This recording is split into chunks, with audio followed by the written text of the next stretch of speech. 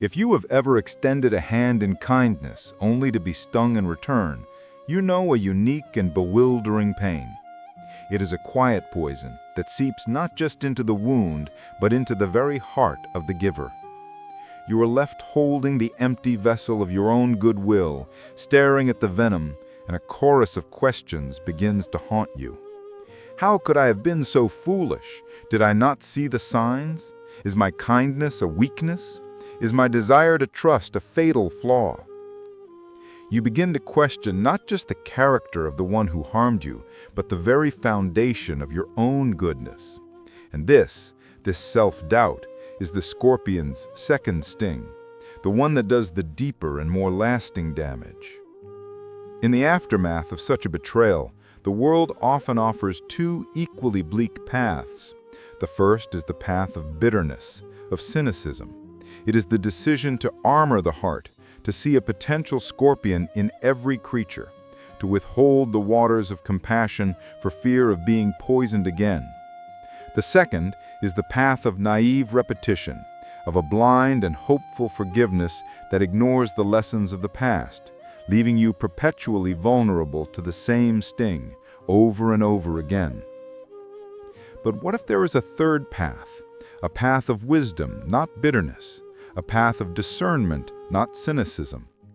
There is an ancient story, passed down through the quiet lineage of the Sufi masters, that serves as a powerful medicine for this exact wound. It is not designed to make you cynical, but to make you wise. It is a promise that you can learn to recognize a scorpion's nature before you offer it a ride.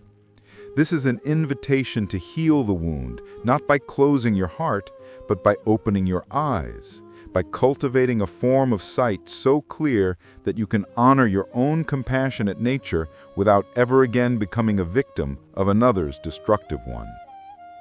Let us journey to the bank of a wide, flowing river, a place where the paths of different creatures are forced to intersect. A scorpion, a creature of dry land and sharp edges, stood at the water's edge. It was agitated, its tail twitching with a mixture of urgency and frustration. Before it lay a vast, impassable barrier of water, and on the far side, a place of belonging, its family, its kin, its home. It paced back and forth, a small, dark embodiment of helpless desire. As it fretted, a slow, ancient and steady presence emerged from the current. It was a turtle, its shell a mosaic of time and patience, its eyes holding a deep, unhurried calm. It paddled to the shore, and seeing the scorpion's distress, spoke in a voice that was gentle and kind. "What troubles you, little one? Why do you pace so at the river's edge?" The scorpion, seeing a potential solution, immediately explained its plight. "It must cross this river," it said, its voice filled with a desperate plea. "My entire family, my whole world is on the other side, and I have no way to get there." The turtle's heart was moved. It was a creature whose very nature was one of compassion and a deep-seated instinct to help those in need. It saw not a scorpion, but a fellow being separated from its loved ones. The code of kindness was written into its very soul. It looked upon the scorpion as if it were a long-lost relative and made a generous offer. "Do not worry. Climb upon my back. My shell is strong, and I am a master of these currents. I will carry you to the other side." The scorpion, overjoyed, quickly scrambled onto the broad, safe platform of the turtle's shell. The turtle, with its precious and dangerous cargo now secure, pushed off from the bank and began its steady, powerful journey across the river. The water flowed around them, but the turtle was strong, a living fairy of pure goodwill. They reached the middle of the river, the deepest and most dangerous point of the crossing. The shore was far behind them, and the destination was still a distant promise. It was in this moment of absolute dependency, of total vulnerability for the scorpion, that something ancient and instinctual stirred within it. The desire to sting, an impulse as fundamental to its being as breathing, rose up like a tide. It was not a thought, not a plan, but a deep mechanical urge. It crawled forward on the turtle's shell, raised its venomous tail, and gently touched the tip of its stinger to the soft, wrinkled skin of the turtle's neck. The turtle felt the sharp, cold prick. It was not yet a sting, but the unmistakable threat of one. It stopped paddling. The current of the river swirled around them. In a voice filled not with anger, but with a profound, heartbreaking confusion, it asked, "What are you doing?" The scorpion replied, its voice devoid of malice or gratitude, speaking as if it were explaining a simple, obvious fact of the world. "I am demonstrating my skill," it said. "It is my art, my craft. You have shown me your nature, which is kindness, and so you have become a balm for my wound of separation. Now I will show you my nature. I will pierce you with my needle. This is the only way I know how to show affection. This is my brand of compassion." In that moment, a profound and terrible understanding dawned in the turtle's ancient eyes. It had made a catastrophic error in judgment. It had not been dealing with a creature capable of reciprocity. It had been dealing with a fixed and unchangeable nature. Its kindness had not been a bridge. It had been a fatal miscalculation. And so, with a heavy heart, the turtle did the only thing it could do to save itself. It took a deep breath and dove. It submerged itself in the cool, deep waters of the river, its natural home, its place of safety. The scorpion, unable to hold on and with no capacity to swim, was instantly washed from its back. The current took it, tumbled it, and in a few moments, the creature that could only repay kindness with a sting was swallowed by the river, its unfulfilled venom drowned in the very waters it had been so desperate to cross. After telling this story, the great Sufi poet Rumi offers a stark and unforgettable conclusion. Even if the ignorant show closeness, they will eventually hurt you due to their ignorance. The story is not about a single evil scorpion. It is a timeless illustration of a fundamental law of human interaction. A person of a harmful or exploitative character will, sooner or later, inevitably act according to that character. And no amount of your kindness, your compassion, or your generosity can ever change that fundamental nature. The scorpion is a symbol for a specific type of person, one we all encounter. This is the person whose inner constitution, whose tabiya or innate disposition, is wired for self-interest at the expense of others. Their primary operating system is one of taking, of using, of stinging. They may be charming, as the scorpion was in its initial plea. They may be adept at mirroring our language of compassion and need, but their core programming is unalterable. The scorpion's chilling confession, "I am demonstrating my skill," is the key. It reveals that its actions are not a reaction to the turtle's behavior. The sting is not a punishment or a betrayal in the personal sense. It is simply the scorpion being the most authentic version of itself. It is an act of loyalty not to the turtle, but to its own nature. The turtle represents the empath, the giver, the rescuer. It is the part of us that is naturally attuned to the suffering of others. Its compassion is genuine and beautiful. But in this story, its compassion is also tragically naive. The turtle makes a critical mistake that so many of us make. It projects its own nature onto the scorpion.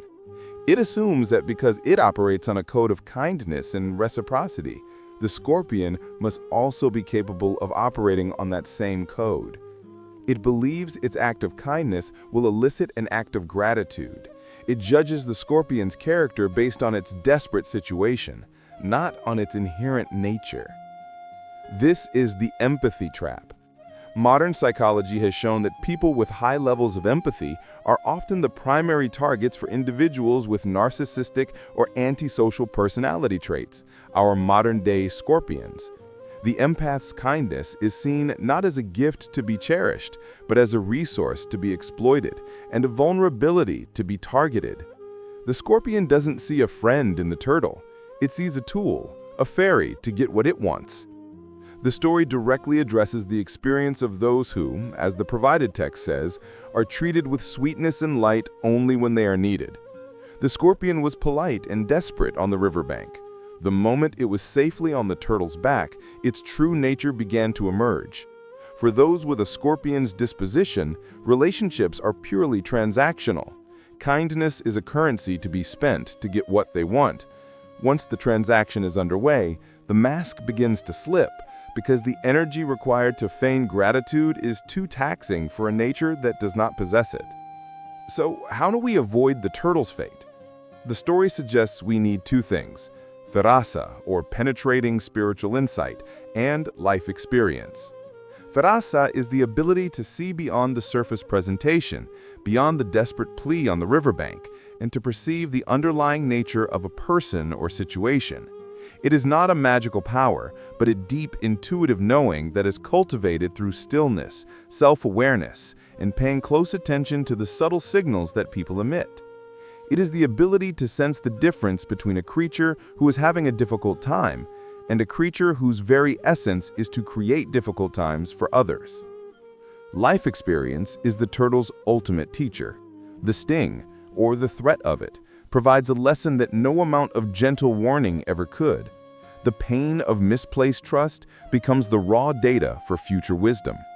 The goal is not to avoid all pain, but to learn from it so that we do not repeat the same mistakes. A wise turtle, having survived this encounter, would still be compassionate. It might still help a drowning beetle or a lost fish, but it would never, ever offer a ride to a scorpion again. It has learned to differentiate. This is not cynicism, it is discernment. The turtle's final act of diving is also profoundly instructive. It represents the establishment of a life-saving boundary. The turtle does not argue with the scorpion. It does not try to lecture it or change it. It does not ask, "After all I've done for you, how could you?" It recognizes, in a flash of terrible clarity, that the scorpion's nature is fixed and that the only sane response is to save itself. Diving is an act of removing oneself from the situation, of returning to one's own element, of letting the scorpion face the natural consequences of its own nature. This is the difficult but necessary wisdom of setting boundaries.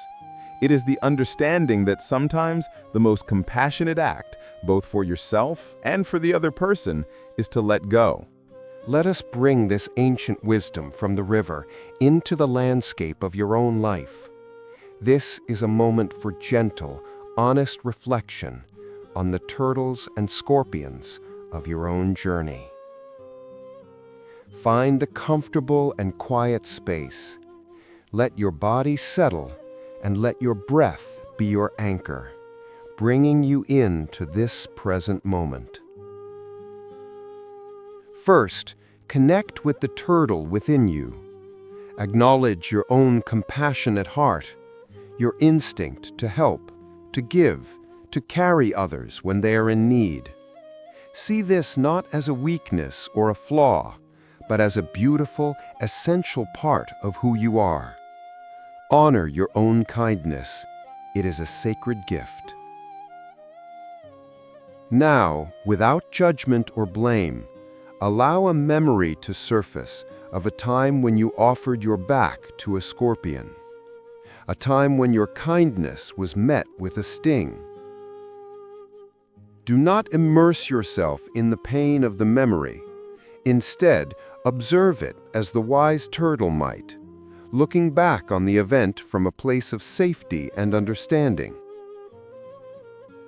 See yourself at the riverbank, making the offer. See the desperation in the scorpion's plea.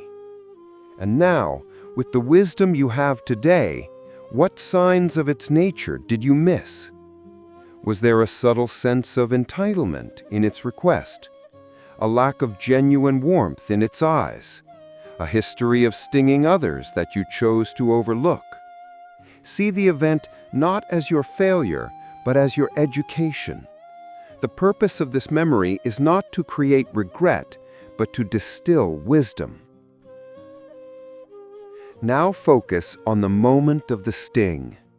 Acknowledge the shock, the confusion, the pain. And hear the scorpion's defense: "This is my nature. This is what I do." Truly take that in. The sting was not about you. It was not a reflection of your worth, your intelligence, or your goodness. It was a reflection of the scorpion's unchangeable operating system. It had nothing to do with you personally. You were simply the available back on which it could perform its nature. As you accept this truth, feel the burden of self-blame begin to lift from your shoulders. Finally, honor the turtle's dive. Acknowledge the moment you finally saved yourself, the moment you set a boundary, walked away, or let go. This was an act of profound self-compassion. It was the moment your wisdom caught up with your kindness. Recognize the strength in that act. You learned the lesson of the river. The profound reassurance of this story is that your goodness is not the problem. Your compassionate heart is not a liability. The solution is not to become less of a turtle, but to become a wiser one. Wisdom is the union of a soft heart and a sharp eye. It is the ability to offer your help generously, but to choose the recipients of that help with profound care. It is the understanding that, while all beings may be worthy of compassion, not all beings are worthy of your trust and proximity. The world is a river, filled with both grateful fish and venomous scorpions. A closed-off, cynical heart cannot help anyone and lives in a state of perpetual fear. A naively open heart becomes a ferry for its own destruction. The path of the wise soul is to learn the currents, to study the natures of the creatures it meets, and to know with unshakable certainty when to offer a ride and when, for the sake of its own sacred life, to dive.